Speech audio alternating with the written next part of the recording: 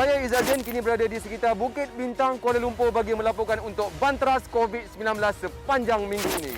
Kita masih lagi berada dalam tempoh PKP.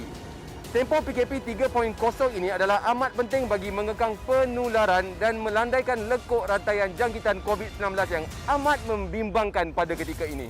Kita saksikan update terkini dari KKM untuk minggu ini.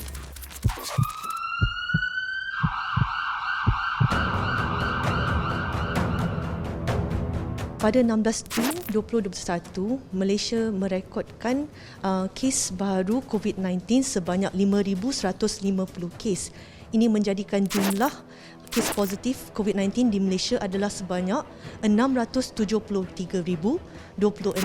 Bagi kes yang telah sembuh, 16 Jun, Malaysia mencatat 7,240 kes. Jumlah kumulatif kes sembuh Malaysia adalah sebanyak 600,935. Bagi kes kematian pula, Malaysia mencatatkan 73 kes kematian. Ini menjadikan jumlah keseluruhan Malaysia adalah 4,122 kes. Di Malaysia, negeri Selangor merupakan negeri yang mencatat kes kumulatif COVID-19 yang tertinggi, iaitu sebanyak 220,391 kes. Negeri Selangor juga mencatat bilangan kes kematian yang tertinggi, iaitu 1,193 kes. Kalau mengikut mingguan, pada Minggu Epid 21 tahun 2021 merupakan minggu yang melaporkan kes yang tertinggi, iaitu sebanyak 53,419 kes COVID-19. PKP seluruh negara dilaksanakan pada 1 Jun, iaitu Minggu Epid ke-22. Didapati terdapat penurunan trend kes COVID-19 dan juga kes kematian COVID-19. Ini menunjukkan tindakan drastik yang diambil oleh kerajaan dalam melandaikan keluk pandemik COVID-19 di Malaysia berkesan. Jadi jika kita teliti, kluster yang menyumbang kes kematian yang tertinggi di Malaysia merupakan kluster Perhimpunan Sri Petaling dengan 34 kes kematian. Kluster ini merupakan kluster kedua terbesar yang dilaporkan di Malaysia. Seramai 3,375 kes positif telah dikesan. Kluster ini telah diisytiharkan tamat pada 8 Julai 2020. Kelekaan sebahagian masyarakat terhadap bahaya jangkitan COVID-19 sehingga mula ambil mudah terhadap pentingnya pematuhan SOP hanya akan menjejaskan usaha memerangi musuh tidak kelihatan ini. Apa tidak cukupkah dengan peningkatan kes jangkitan harian sebagai bukti? Atau anda memang sedia mengorbankan nyawa orang yang disayangi? Jun diumumkan sebagai bulan tindakan di Amerika Syarikat yang mensasarkan 70% daripada rakyatnya yang berumur 18 tahun dan ke atas menerima sekurang-kurangnya satu dos vaksin menjelang kerajaan kemerdekaannya pada 4 Julai 2021. Pelan yang dirangka pentadbiran Presiden Joe Biden itu setakat ini merekodkan lebih separuh rakyat dewasanya telah divaksinasi. Seramai 174.2 juta orang sudah menerima dos pertama mereka, manakala lebih 144.9 juta lagi telah divaksin sepenuhnya. Sejak awal Jun, sejumlah 1.2 juta pemberian vaksinasi dicatat sehari. Amerika Syarikat dengan jumlah penduduk 332 juta orang itu sehingga kini melaporkan lebih 33 juta kes positif dan hampir 600,000 kematian akibat COVID-19. Kes harian jangkitan kini bagaimanapun mencatatkan penurunan dengan kadar jangkitan sebanyak 17,289 kes dan kematian 589 kes. United Kingdom yang turut mempergiatkan kempen vaksinasi mengumumkan sifar kematian pada awal Jun buat pertama kali sejak Mac 2020. Setakat ini lebih 41 juta penduduk iaitu 78% daripada rakyat dewasanya telah menerima dos pertama suntikan manakala hampir 30 juta lagi melengkapi 2 dos. Gesaan saintis agar lebih ramai penduduk divaksin turut menyaksikan England menunda keputusan melonggarkan perintah berkurung pada 21 Jun 2021 kepada 4 minggu lagi ditambah kebimbangan mengenai peningkatan kes varian Delta yang lebih dulu dikesan di India. Antara SOP yang diperketatkan dalam tempoh PKP 3.0 adalah sektor peruncitan, pengedaran, pemborongan dan restoran di mana hanya dibenarkan beroperasi sehingga jam 8 malam sahaja. Terima kasih kepada anda kerana telah mematuhi SOP yang telah ditetapkan. Saya dan wartawan Banteras COVID-19 telah melakukan tinjauan di sekitar Kuala Lumpur sehingga jam 8 malam. Kita saksikan paparan yang telah kami sediakan. Kuala Lumpur, kota metropolitan yang menjadi nadi kepada negara ini. Kota tumpuan ekonomi yang diwarnakan pelbagai gelagat manusia dan kesibukan di jalan rayanya. Bagaimanapun sepi, hari ini berikutan pelaksanaan Perintah Kawalan Pergerakan 3.0 yang disambung lagi sehingga 28 Jun 2021. Hos Izzat Zain dan kru Banteras COVID-19 menelusuri lokasi tumpuan pelancong dan laluan sibuk Kuala Lumpur dari 4 petang hingga melepasi jam 10 malam iaitu had tempoh operasi bagi sektor perkhidmatan dan perniagaan. Bagi yang sudah biasa dengan hiruk pikuk bandaraya ini, memang terasa aneh. Daripada sudut positifnya, Kuala Lumpur menyaksikan pematuhan warga kota terhadap prosedur operasi standard. Ini yang terbaik kerana hanya menerusi keseriusan masyarakat terhadap usaha memerangi wabak COVID-19 dapat memastikan Malaysia menang dalam perang ini. Banteras sampai tumpas, kita pasti menang. Jangkitan bersilang boleh berlaku kepada kaki tangan yang melakukan proses transfer.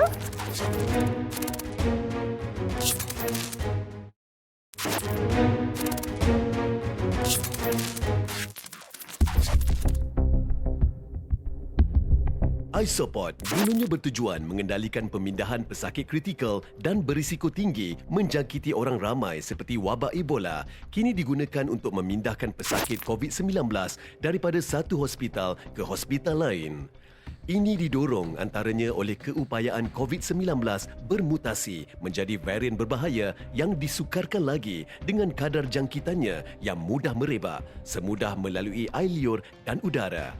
Tanpa Isopod, bayangkan risiko yang menanti para petugas barisan hadapan. Kru Banteras COVID-19 melihat penggunaan Isopod oleh sekumpulan doktor dan jururawat bagi memindahkan pesakit COVID-19 yang kritikal. Proses transfer untuk Isopod bagi pesakit-pesakit COVID diintubasi ini telah pun kami, Hospital Sungai Buloh, lakukan semenjak daripada tahun lepas. Jadi kami mempunyai tim-tim yang terlatih untuk melakukan proses transfer bagi pesakit-pesakit yang terpilih daripada ward kecemasan dan juga daripada ward-ward yang buka ICU untuk dimasukkan ke dalam, kita panggil Isopod, untuk dihantar ke ICU-ICU yang lain. Kalau kita tak gunakan Isopod ni, kemungkinan untuk berlakunya kejadian tidak diingini dan juga proses jangkitan bersilang boleh berlaku kepada kaki tangan yang melakukan proses transfer ke hospital-hospital lain dan juga dalam perjalanan untuk masuk ke ICU di hospital lain. Pemindahan menggunakan Isopod bagaimanapun memiliki cabarannya. Bilangan tenaga kerja yang ramai diperlukan untuk memastikan pesakit berada dalam keadaan stabil. Petugas perlu dibahagikan kepada dua kumpulan bagi memastikan kelancaran proses pemindahan dan pemantauan pesakit. Biasanya proses untuk transfer ataupun pemindahan pesakit menggunakan Isopod ni tidak boleh dilakukan oleh seorang atau dua orang. Biasanya kami memerlukan dua kumpulan.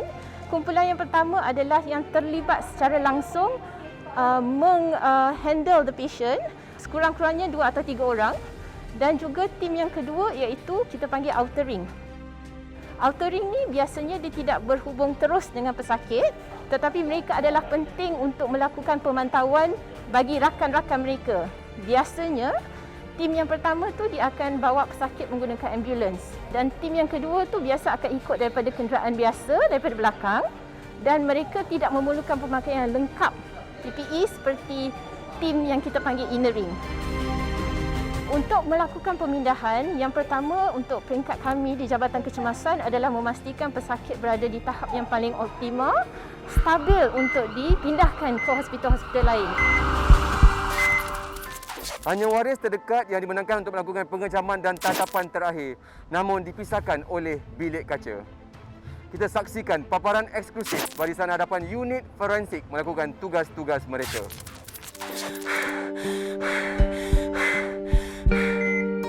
Cuma panggilan video, tangisan pilu mencengkam ahli keluarga yang melihat orang tersayang pergi. bahana COVID-19 malah menyebabkan keluarga tidak mungkin dibenarkan menguruskan sendiri jenazah. Apatah lagi dengan 4,142 kes kematian akibat COVID-19 yang direkodkan setakat ini yang menunjukkan trend yang membimbangkan. Kru Bantras COVID-19 ke Hospital Sungai Buloh menyoroti cabaran bahagian forensik dalam pengurusan jenazah mangsa COVID-19. Apabila kita mendapat panggilan daripada ward, perkara pertama yang perlu berlaku ialah body tersebut mesti dimasukkan ke dalam 2 body bag. Yang pertama tu is actually lapisan body sheet. Yang itu di mana-mana mayat yang meninggal memang kita akan wrapkan dengan apa yang kita panggil sebagai white hospital sheet. Tapi kes-kes COVID mesti ada 2 lapisan tambahan, iaitu body bag. Dan setiap lapisan itu kita mesti semburkan dengan bahan disinfektan. Ini adalah merupakan body bag yang ada pemegang. Jadi ini di bahagian dalam, ini adalah di bahagian luar. Ya, sebab satu body ada 70 ke 80 kg ataupun kadang-kadang 90 kg. Kalau kita pakai dua-dua body bag yang macam ni, bila kita bawa di atas koyak. Jadi fungsi ni untuk mengurangkan koyakan, jadi kuranglah kadar kita. Setelah ahli keluarga ataupun si mati itu diuruskan, maka dia akan terus dihantar ke Jabatan Forensik, dan sekiranya waris ingin melihat, mereka hanya boleh melihat daripada luar, daripada cermin, daripada bilik tersebut. Maknanya kita akan buka, tetapi staf yang buka muka untuk supaya waris lihat tu, staf kita semua memakai pakaian perlindungan penuh. Ini memang merupakan satu perkara yang amat menyedihkan, kerana budaya kita memang nak sentuh si mati, kita memang nak tatap si mati buat kali terakhir. Sekiranya mereka memeluk, maksudnya terdapat kontak di situ, ada risiko di mana virus daripada badan si mati akan berpindah kepada kita, satu, dan juga ketika kita mencium dan kita menghidup udara, kerana manusia perlu bernafas sepanjang masa. Sebab itu kita kata COVID-19 ni dia aerosolize. Bila di atas body bag atau di atas permukaan dia tidak aktif, tapi apabila disedut masuk, bila sampai ke kita punya sel-sel pernafasan, dia akan aktif. Hati bertambah luka. SOP yang perlu dipatuhi membuatkan ahli keluarga hanya mampu menatap jenazah buat kali terakhir daripada jauh di sebalik kaca. Dan entah berapa kali situasi pilu ini dilalui para petugas dan doktor forensik yang hanya mampu menitipkan doa dan berusaha melaksanakan tanggungjawab dengan profesional. Bukan mudah, apatah lagi tugasan mereka bersilih ganti dengan kes kemalangan dan polis antaranya. Bila melibatkan forensik, sebab kita punya kes bukan sahaja daripada hospital, tetapi juga dari apa yang dibawa oleh pihak polis. Dan kita ada kes di mana kes yang melibatkan kematian dilanggar kereta api tapi positif untuk COVID. Untuk setiap kes kita akan swab di sini. Doktor akan berpakaian penuh, dia akan swab di sini. Dan kemudian kita punya pegawai sains akan gunakan untuk buat test ni di dalam kabinet ni. Sebabnya tidak ada pengendaraan keluar.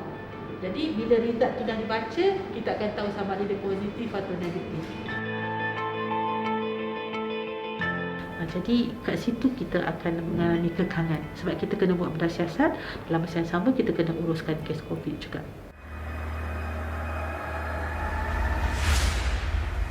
Peningkatan jenazah mangsa COVID-19 selain kes kematian lain mendorong penggunaan kontena sebagai tambahan bilik penyimpanan mayat.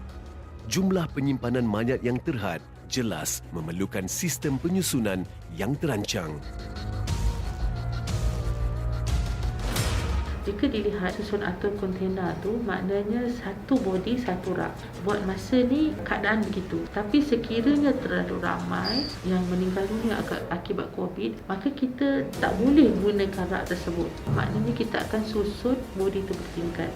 Jadi di sini yang kita tidak mahu berlaku. Sebab sekiranya ia berlaku, maksudnya kita walaupun seseorang tu telah meninggal dunia, ia mesti dihormati sebagai manusia. Jadi ini yang kita tidak mahu berlaku, di mana akan ada pertindanan body. tinggalkanlah rasa tanggungjawab itu. Jangan ingat yang bila kita tak kena, kita tak akan kena.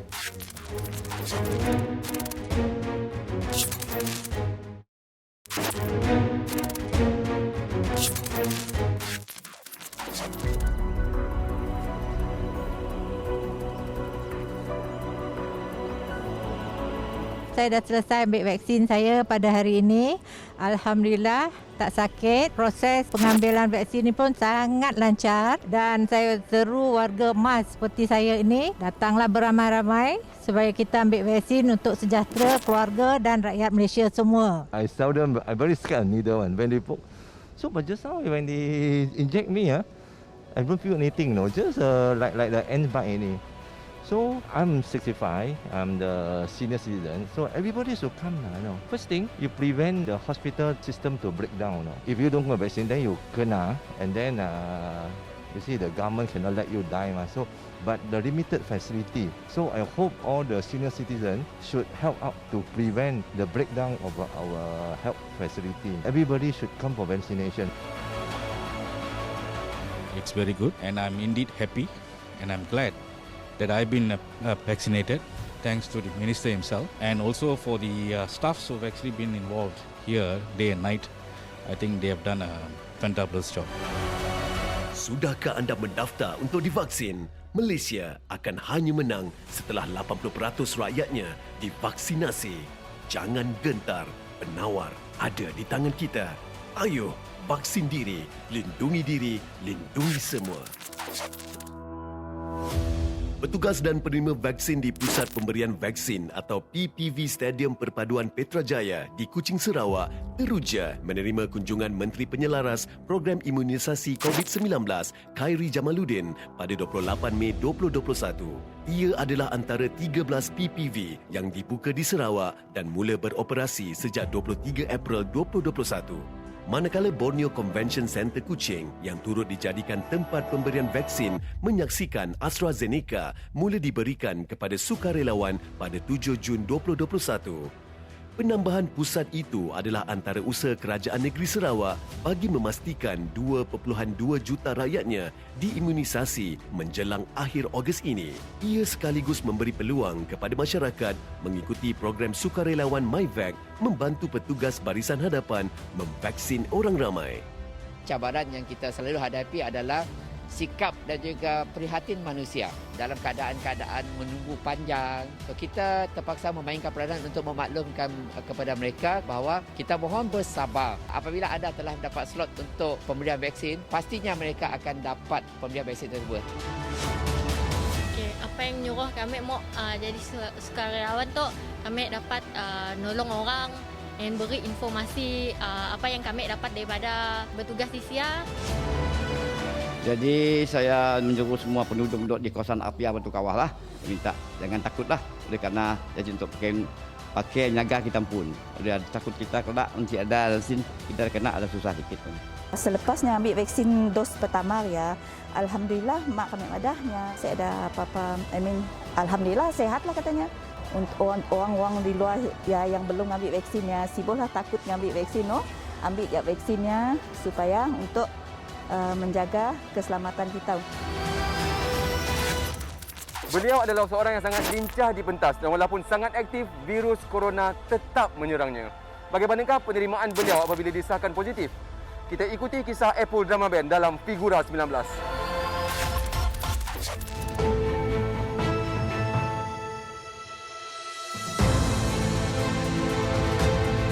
Alhamdulillah, getting better. Cumanya masih ada rasa-rasa yang macam saya tak se-fit dululah.